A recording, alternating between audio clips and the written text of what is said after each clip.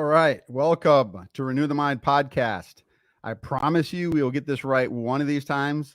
As much as I want to say this was an error on the computer, I think it was me. I had Wi-Fi on, and so I hit go, and the whole thing is just circling and circling. And I'm like, are you kidding me? Seriously? So we'll have to have my guru, Pastor Tyler, take a look at that. I don't know if that one posted or not. Anyways, it was like 45 seconds of this thing just spinning. So I'm not sure what was going on with my computer. Anyways, I'm getting really good at booting this up and getting going. So, hey, 2 times, baby. There's 2 times to be great, when you feel like it and when you don't. Never, ever forget it. Thank you for joining us today. We are doing something pretty amazing. We are going to be reviewing the #1 brain hack for mild to moderate depression. Some of you already know because you know who I am. However, I want you to listen to this, okay? It's pretty cool. Ready? What is it? What is it? What is it? What's the #1 brain hack? Exercise is more effective than medicines to manage mental health. Now that's exaggeratory, but here we go again. Exercise is more effective than medicines to manage mental health. So this is in February of 2023. It's a study out of the University of Southern Australia. And basically, here's what they're doing. They're calling for exercise to be a mainstay part of therapy for depression. And in the mix with psychotherapy, clinical therapy, mental health work, and psychotherapy medication drugs. So they want that also to be in there with medication. So the top three typically, typically is this: it's medication, and then it's therapy, and then it's typically like, group therapy or maybe inpatient therapy. So that's kind of the thing that happens with depression. You don't hardly ever hear of medication. So typically speaking, a psychiatrist will go medication first, and then they will refer you to therapy. And then from there, we'll go maybe hospitalization, or we'll go group therapy, or some type of, work that can get you more intense. Typically, nobody's mentioning exercise. Okay. So typically, again, a therapist will kind of go therapy first. Then when therapists or psychologists kind of hit an inroad, typically they'll then refer out to a psychiatrist, family doctor, and then we get on medication, and then we look toward exercise, diet, nutrition, at least the people who are into the functional medicine side of that. So that just gives you an idea. What they're basically saying is, instead of doing therapy first and instead of doing medication first, what if we could elicit a program where somebody could jump in and have a protocol, something that's first, second, third, fourth, fifth, and just jump in and have some exercise. So this is pretty cool.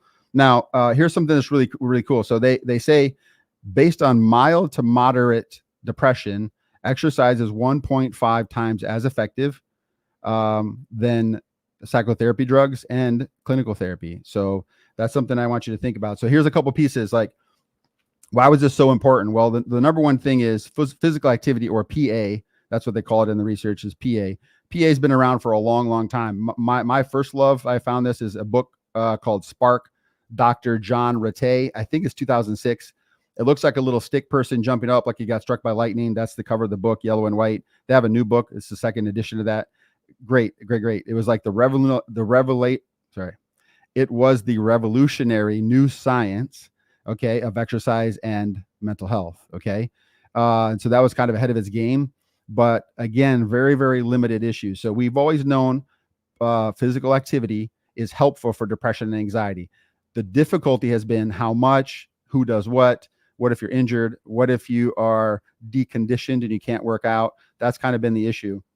So what are the new findings? Here are the new findings. #1, physical activity is effective at reducing mild to moderate symptoms of depression. And it's very, very good across populations. There were other pieces in the study we're not going to get in today because I don't have that much time.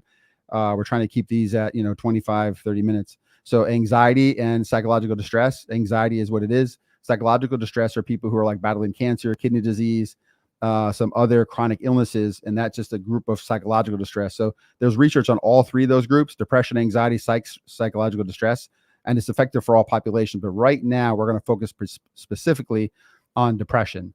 Okay. So #1, we've known it's been useful. #2, we know it helps specifically with depression. Then here's the issue with this research right now. What do we do? What's the management? Who does what, when? How do we manage depression symptoms? when you're exercising. Like, what if you like look at the weight and like, I can't do it? Or what if you try and fail and then depression hits you? Those kinds of things. And they don't really have a protocol. Nothing's like pushed out. So let's get right to it. Okay. What I want you to know is just like, this is it's a meta-analysis. So they studied a lot of people. So it was 97 reviewed studies. There were 1,039 trials of research that they had to go through, different types of ways that they had to learn, like, what type of depression you had times what research you did on the exercise.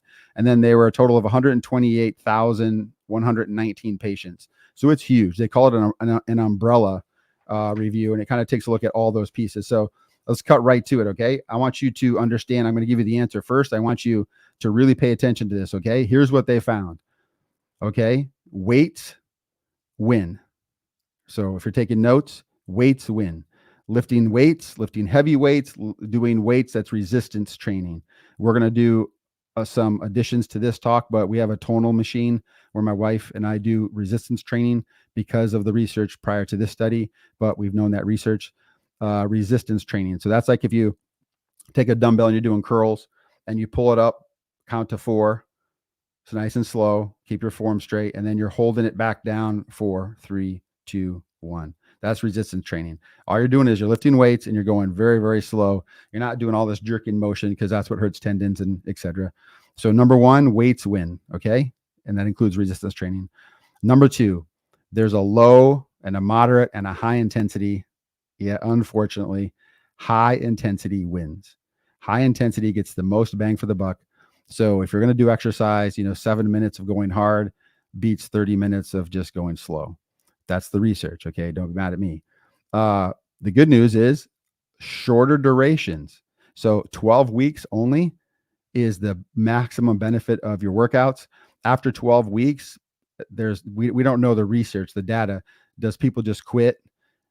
They're bored, they're tired, maybe they get injured. I think it has something to do with this. I mean, there's no evidence, but people that I've seen, here's what happens is in the beginning, you feel really good. All the initial endorphins. It's cool to get all the workout gear. It's cool to get your peeps involved. Somebody quits, snow season hits, whatever. But the bigger issue is this. People say, I'm just not seeing the gains I used to see. And that's proven in the research. So hip, hip, hooray for y'all who say, hey, I work out, but I can't do it very long because I don't sustain gains. That's true. Okay. And then the last one, this is really cool because it confounds some other research. Okay. So for longevity research, like to stay younger, longer, or like the fountain of youth kind of stuff, the idea is a minimum of moderate exercise, moderate intensity at 150 minutes per week. So 150 minutes is your baseline. You want to get above that. So 151. This research specifically for depression, mild to moderate depression, they want you at 150 minutes maximum. So that's pretty cool. Okay. So let's review that really quick. And we're going to talk about that a lot because here's the protocol. So if you're taking notes and you can only watch this for a few minutes, I want to give you the most bang for your buck here right now. Weights win. Okay. Weights and resistance training. Number 2, high intensity beats low and moderate. Number 3, have a program or join a challenge. 12 weeks. Those of you who know me, I always do 90-day challenges. And that's part of the reason is 90-day challenge is a great boost. And then you can take a little bit of time off and then reboot a challenge with somebody else. And then less than 150 per week. So if you take a look at what that looks like, that's probably 20 minutes a day at 7, that's 140 minutes. That puts you under. So if you did 20 minutes every single day, if you wanted to go 15 minutes a day and you only go 4 days a week, that puts you at 60 minutes. That just gives you an idea. Like, can I afford to do 15 minutes a day for 4 weeks? I'm sorry, for 4 times a day. 4 times per week, 15 minutes a day, 4 days a week. Can I do that for 12 weeks? And will literally like eradicate depression. This is pretty cool. Okay. So that gives you the idea, right? That's like right here, right now. Now, why is this so important? Well, they took a look at all these people and different groups. And again, it's a huge study. I'm not only going to focus on the depression side. Okay. But let me walk through it because even though this is the best of the best, right? So like, can I get a pickup truck, but do I have to spend, $100,000 on a pickup truck, right? There's the lower models. This is what we're going to look at now, right? So the high end model, we already know, right? Weights win, high intensity. You want to go 12 weeks, and you want to stay at or under 150 minutes per week. Okay. 90 days of let's go. Yeah, I was going to say, okay, I'll just say it. Let's just say, let's go freaking kill it. Okay. Let's go freaking kill it. That's what wins. If you want to just stomp depression out like some roaches, that's what you're going to have to do. Now, what if I don't have that dog in me, right? What if I don't have that? Fine. I'll just go to I'll go to the gym if you want me to. I'll do it for you, Sanchez. What if I have that mindset? Okay. You're good. You're good. Because look, there's a lot. Here we go. Ready? Okay. Mild to moderate depression, right? There's the mode, like what? We already know weights win, right? With resistance training. Number 2, and these are effect sizes. I'm not going to get into it really, but the biggest effect, okay, weights was 0.64. That's the effect size. That's powerful. And then second place was mixed mode. So weights with some cardio or weights with some stretching. That's 0.47. So this goes 64, 47. Okay. The third one, stretching. So this was including yoga, Pilates, some more body mind movements. I'm assuming Tai Chi, stuff like that. Okay. That's 0.46. So it goes 64, 47, 46, and then aerobic, 45. Let me say it again. Aerobics was 45. Let's do it. Why? You know why? All y'all who try cardio and like, dude, I can't do it. That's ridiculous. I'm not going to do that. Guess what? It's now medically proven that doesn't cure depression. Let's do that again. All of us who hate cardio said amen. Okay. And if you love weights, double amen. Okay. All right. So there's where you have it. So now you can do the weights, and that gives you a 64 power, right? Effect size to knock down depression. And then your mixed mode is 47. Stretching, yoga, Tai Chi, those kind of things. If that's what you're into, that's a 46. And then 45 is aerobics. So the cool thing is everything on that list is effective. Did you hear me? Everything on that list is effective at knocking down depression. However, aerobics is just less effective than weights. Okay. Woohoo. Let's go. All right. Intensity. So low intensity. So if you just like go on the treadmill, and the whole idea of low and slow, like I'm just going to go on the treadmill, I'm going to walk for 30 minutes. That only has a 0.22 power or correlation with the ability to knock down depression. So that scores a 22. Moderate, check this out. It's a big jump. So from 22, we go to 56. So 56, right? Your 0.56 effect size of how much will this affect my depression or knock down my depression. And that is actually a negative 0.56 correlation with depression, which means it knocks it down by basically it would be like 56%. Just want you to think of it that way. Okay. And then the best was 70% and that's high intensity. Okay. So that a negative correlation with depression, which means it drops it. So that's 0.7. So that's a very powerful effect size correlation, 0.7. Okay. So intensity. So you have low is a 22, moderate would be the 56, and then the high is a 70. But these still work, right? What if you hear this and you're like, man, I can't do any of that. Like my knees are so bad. Like I've already had surgery on the knee. Like I don't even know if my feet can handle it. I'm gonna have to buy new shoes. Okay, fine. Go low and slow. And you can increase. So you're on the treadmill. You can increase the incline on the treadmill to 1%, to 2%, to 3%, and then try to just walk a little faster for less time, right? So if I'm going to go 3 miles an hour flat and I'm going to do 45 minutes, there's not a big correlation there on knocking down depression. So if I'm going to go increase it by 1% incline, 2% incline, 3% incline, and instead of going at 3 miles per hour speed, I'm going to go at 4. And instead of doing 45 minutes, I'm going to try to get to 20. Let's say I tap out at 15. Hey, you went moderate at 15 minutes. That's way better than nothing, right? Now, the duration, 12 weeks is the best. So it's best here if you get a buddy, if you get a climbing partner. We talk about this, like you've already know this about me. So like, here's where I'm at. Okay. This is my goal. That distance becomes my climb. And it's hard to climb alone because if you fall, nobody's there for you. You struggle, nobody's going to help you.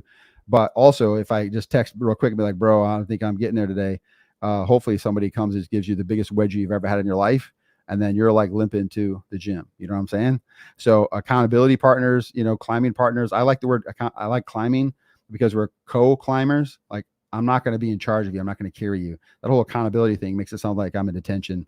And believe me, that's not fun. I have a history there. It's a whole nother story. Okay. So again, what if I can't do 12 weeks? Okay, fine. 12 weeks is the most powerful. But if you went 12 weeks, okay, to 23 weeks, it actually dies down. It drops to a 0.46. Okay. And then if you go 24 weeks or longer, that's 0.28. Now I'm doing a challenge. I did a 90-day challenge called the Unrequired. Shout out to Ben Newman. He's an amazing performance coach. He's like top 1%. Maybe he's even the top 1% of the 1%. But he coaches NFL teams. He coaches NBA players. The list goes on. Anyways, he has this thing called the Unrequired, which means before you do anything else, like that thing's done first. And then if you're on a climb with somebody else, that's also a secondary thing you do. But I did it for 90 days to set. I've done it like a handful of times in 90 days and then let it go and move back. But this time I said, hey, I really like it. I did an under 90 days, and that's finally I said, hey, I'm gonna do this for a year, and then just kind of push into it, right? But I can tell you, it's not as effective anymore. I mean, I'm not saying that to be mean or anything, but like, it's kind of boring. Like, I can check out and do it. And it's definitely not easy because sometimes I think I'm done and I'm looking and I still have a lot more time on my watch. So it's kind of frustrating. It's like, I messaged Ben, we were talking and I said, bro, this isn't actually getting easier, which that kind of sucks. I was like, but I'm just getting more resilient because I don't feel myself like hating it or pouting about it. And this is the idea. The longer you go, the less effective it is. So don't worry about how long I have to go. It's like, your job right now is to think about, okay, what if I could just do a 4-week challenge and then reboot it? Perfect. Do 4 weeks, then reboot it. What if I can do 2 weeks? Fine. Do 2 weeks and reboot it. The concept here is to jump in and keep moving. Okay. Keep moving. The weekly basis thing is pretty cool. The minutes, I mentioned that. That's a 0.58 effect size correlation with how much it pushes depression down. And that's if you're at 150 minutes or actually 149 minutes and lower. And that's because there's a thing where if you stress your body out, you're going to build some more inflammation, right? You're going to have swelling. You're going to be sore. So it's actually good for us who don't like to work out every day, all day. It's actually good just to get started and going. And the concept I want to help you with right here is this. And it's a family thing that I always say. I always just say stack the days. And this is what I want you to think about. Like, if I had a Kleenex box, I should have thought about this. I don't. I thought I had a Kleenex box, sorry. But if I had a Kleenex box, I would stack it. So like, I'm sitting right here, and if I stacked a Kleenex box in front of me, not a big deal, right? 2, 3, 4, 5. Now you can't see me, right? And then I breath up to 10, and then I drop to the next row, and I build another 10. I build to the right of me another 10. So now I'm too deep. I build another 10. I build another 10. So I always say stack the days like bricks, right? Stack them bricks, stack them bricks, stack them bricks. And the reason is, anytime I look at a challenge, anytime I look at something and I don't know if I can do it, I think, man, look how many days. I've got 19 days on this challenge, or I've got 39 days on this challenge, or, I just hit day 90. Like, what else can I do right now? Let's go. I need you to push into yourself because you don't know your own limit just simply because you won't try, simply because you've never done it before. So those of you know, we have 3 steps on the podcast, right? So first one is renew my perspective. This is what we're doing. We're getting our perspective renewed right now. Number 2, then we move toward uncertainty. Like, I don't know what I'm going to gain. I don't know how much depression I'm going to battle or tackle or beat. Yeah, guess what? I don't know either. But let's keep climbing to get there. And then in the end, right, the last step is we have to find what's awesome about that. And that's the what moment. What's awesome about that? Because we can look back and be like, bro, dude, I can't believe I made it. Like, this is ridiculous. Like, can you believe this? And everybody always says this at the end. I wish I would have started sooner. Hey, no regrets. Let's keep climbing. Does it make sense? I think it's really important to focus on what Martin Luther King Jr. said. He said, hey, if you can fly, fly. But if you can't, then run, right? And if you can't, then walk. And if you can't, then crawl. Whatever you do, keep moving, okay? It's amazing. So this is what I want you to think through, okay? All right. So that gives you a little bit of idea about what we're doing. With this process. We're going to be hopefully launching a group of people locally. We don't know how online would be, but that's going to be something that we're going to be pressing into to see how many people would be interested, to see if you'd like to have some climbing partners and just post stuff. That's going to be a very friendly community. Nobody's going to be, I mean, I shouldn't say this. I'm going to say no one's going to be running marathons or pushing you to run a marathon, but we might have a marathon runner in there too. I don't know. Okay. I literally hope y'all are getting excited as I am, because I love this stuff. All right. Last piece, and then I'm going to let you go. Why is this important? Like, why would this work? Like, you're telling me, why would I do exercise to help a mental health issue? Right? Like, how does this even work? Is this a placebo effect? Like, how do they know it works? Well, I just told you there's 1,000 trials, okay, 97 studies, over 128K participants. And now they're finally dialing in a protocol for specifically for people with depression, anxiety, and psychological stress. But we're only going to be doing depression, right? Mild depression and moderate depression. So what's the engine? I don't know. I'm just going to tell you, I don't know. Here's my theory, okay? Because I've seen it for 24 years of doing therapy as a clinical psychologist, okay? I think it has a lot to do with the cerebellum, and hopefully that comes out. The cerebellum is that small little bitty thing. It looks like if you kind of like splice open like cauliflower, it's like that thing in the back of the brain. They actually call it the little brain. Um, whatever. Okay, they call it the little brain. And the reason they call it the little brain is because it kind of looks like a brain. And the other reason they call it a little brain is because it holds half of your brain's neurons. So all y'all who got that big fat forehead who think you know it all, bruh, you can't handle my cerebellum. Okay, here's the idea. My little brain's on fire and yours should be too. Here's why. Let's go over some stats, okay? So the cerebellum has 1/2 of the neurons of your whole entire brain, and in some cases says at least, maybe more. Okay, so that's a lot. Now, why is this important and what do they do? Okay, it's the coordinator. Think about this. This is the coordinator. So, like, if you have like an operations manager at a plant, if you have somebody, an event planner, anything that goes wrong, like if I show up at a wedding, I'm like, hey, I don't know where I'm supposed to be. I'm a groomsman. Like, you have somebody who pops open the thing and they're like, grab it and they get on the mic, like the event coordinator, right? The offensive coordinator on football, the defensive coordinator on football. Like, just think about this, right? The biggest issue I can tell is like the wedding coordinator. I want you to think about how big of an event that is, how big that is. That's the back of your brain. And what fires that thing up is exercise, movement. Now, that's the coordinator, right? The little brain, half the neurons. What does it do? It's coordinating balance and posture. It's coordinating motor learning. All y'all who think an old dog can't learn new tricks, y'all just haven't tried a long time, right? There's 2 times to be great: when you feel like it and when you don't. Stop quitting on yourself, right? Have more awareness of, hey, I could do this as long as I don't quit. I don't care how long it takes, as long as I don't quit. Because your brain is at stake. Your mental health is at stake, right? Right. And at the end of that, like that climb is your destiny. Okay. The third thing, right? So we got balance and posture. We have motor learning. The last part is speech and memory. Okay. That coordinates memory. So like where you learn something and when, it's all of that, right? Now, here's the other pieces that it has a part in it, but they don't know exactly. It's called an associated feature, right? The big 3, balance and posture, motor learning, speech and memory, those are known. These other pieces are kind of like it has its hand in it, but they're not quite sure how the mechanism works yet, exactly how much. So language, that's obvious. This is really important for depression. Listen, processing of emotions.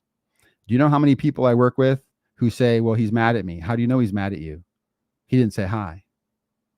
What do you mean he didn't say hi? Did he go like this? Did he nod at you? Did he point at you? Any kind of gesture? I don't think so.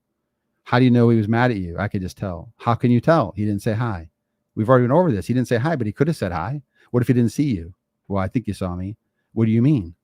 See, this damage of perception is terrible because they see negativity in all ambiguous emotion. So like, okay, I'm mad at you, right? Hopefully you can see that. Okay. If I have flat affect like this, it's flat. People who are depressed, they see that as negative. So they interpret a lot of wrong when there's not a lot of wrong. Okay. The next one is attention. Your attention's damaged. And sometimes I test kids for ADHD, adults for ADHD, and we find out that they're actually depressed because they mimic each other. Okay. This one's also big: pleasure and reward. And then the ability to respond to reward. So if I just randomly show up at your office and give you something and you're depressed, you're going to be like, hey, thanks. Not a whole lot of affect, right? But if you're not depressed, you'll have a lot of more celebratory skills because your brain isn't so inflamed. Okay. Now let's take a look at depression symptoms real quick. Just real big 3 ones. Okay. And they have to show up. If you're depressed, you have one of these and probably all three of these, especially for moderate depression. Anhedonia. Anhedonia is the inability to feel pleasure. So again, I pop over at your house, I got your favorite ice cream, and I got like I don't know, World War Z, one of the movies I like to rewatch every year, or I got like one of my army shows I like to watch, right? Like Black Hawk Down. I got you your favorite ice cream, I got my favorite movie, and you're like, oh, I wasn't I, I mean, I wasn't really planning on doing anything today. Just because you can't process pleasure, and you can't even mentally come up with a game plan to how, like, if I put forth 5% effort, will I at least get back 6% reward? You can't even do that. Okay. So that the inability to plan or feel pleasure, that's damaged in depression. Number two is negative mood. I explained that one. Your perceptions are off. Your ability to process emotion is off. That's huge, because you're always kind of a person who always sees the negative side of that. You see the loss perspective. You never see the gain of it. You never see the win in it. And then the last one is self-efficacy or inefficiency. So like people who are depressed say, yeah, I don't think I'm the man for that. Or like, I don't think I could get that done in that time. So they pull themselves out a lot. They opt themselves out a lot. And people say this a lot, like my self-limiting beliefs are getting to me. We talked about this on my last teaching podcast, where it's not actually the self-limiting beliefs, it's the self-limiting behaviors. People opt out of all kinds of activity and behaviors, and that cerebellum, like think about pedaling a bike. If you're working out 3 or 4 times a week, even when you're not working out, you still have some momentum in your cerebellum, right? Then you work out again, and then you're coasting the day. And then you work out again, and then you're coasting the day, right? Do you see that? But what happens if you just are not anything ever and just opt out of everything, right? So there's a thing called psychomotor retardation, and it's actually a symptom. And it means people move like they're stuck in the mud, and they move like they're really in slow motion.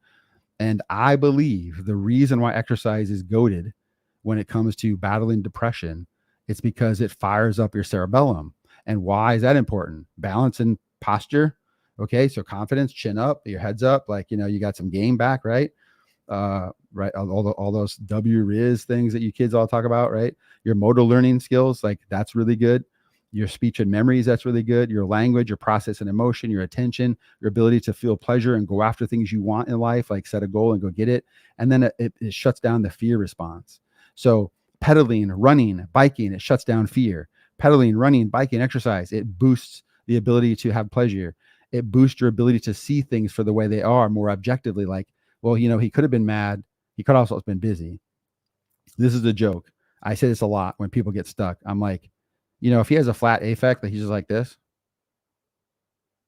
I'm like, when I look at that, instead of saying like he's mad at me or he's racist or something, I say, oh, poor guy, he must be constipated. Man, that sucks. Sorry, TMI for a lot of you, but I'm just telling you, when your brain's playing tricks on you, you got to play tricks back. And then most people I tell that to, they go, that's kind of cold, man, but okay. And then they're like, hey, no joke, that thing works. I'm like, you can say whatever you want, but just don't say he's mad at me. Just don't say he hates me. Okay. All right. So I'm out of time. That's what I got to do. I got to get going. We're heading to a soccer game. I can't be late because my daughter said that she's on the starting lineup. So we got to cruise.